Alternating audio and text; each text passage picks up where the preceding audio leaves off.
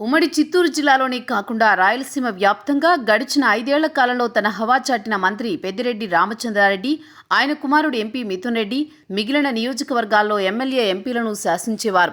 ఆయనకు కావలసిన వారికి పదవులు, కన్నెర్ర చేసిన వారికి కష్టాలు తప్పదని సొంత కోటరీ నాయకులే చెబుతుంటారు.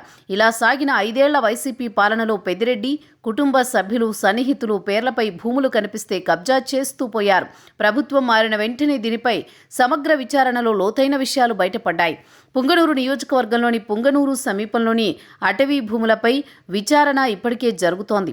మరోవైపు తిరుపతిలోని బుగ్గమఠం భూములను స్వాధీనం చేసుకుని కంచె వేసుకుని అనుభవిస్తున్న దానిపై ఇటీవల దేవాదాయ శాఖ, మఠం అధికారులు నోటీసులు పంపి స్వాధీనం చేసుకోవడానికి ప్రయత్నం చేస్తున్నారు. ఈ నేపథ్యంలో పెద్దిరెడ్డి అటవీ భూములు ఆనుకుని ఉన్న భూమికి మరింత స్వాధీనం చేసుకుని కూలీల కోసం విలాసవంతమైన భవనం చిత్తూరు పుంగనూరు నియోజకవర్గం పులిచెర్ల మండలం మంగంపేటలో నిర్మించారు.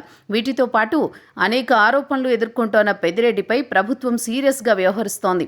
మంగళంపేటలోని 27.98 ఎకరాల అటవీ శాఖ భూమిని ఆక్రమించడంతో పాటు జీవవైవిధ్యానికి నష్టం కలిగించారని ప్రాథమిక నివేదికలో అధికారులు పేర్కొన్నారు. దీనిలో పుంగనూరు ఎమ్మెల్యే పెద్దిరెడ్డి రామచంద్రారెడ్డి, రాజంపేట ఎంపీ మిథున్ రెడ్డి పేర్లు మరో 2 సహా మొత్తం 6 కేసు నమోదైంది.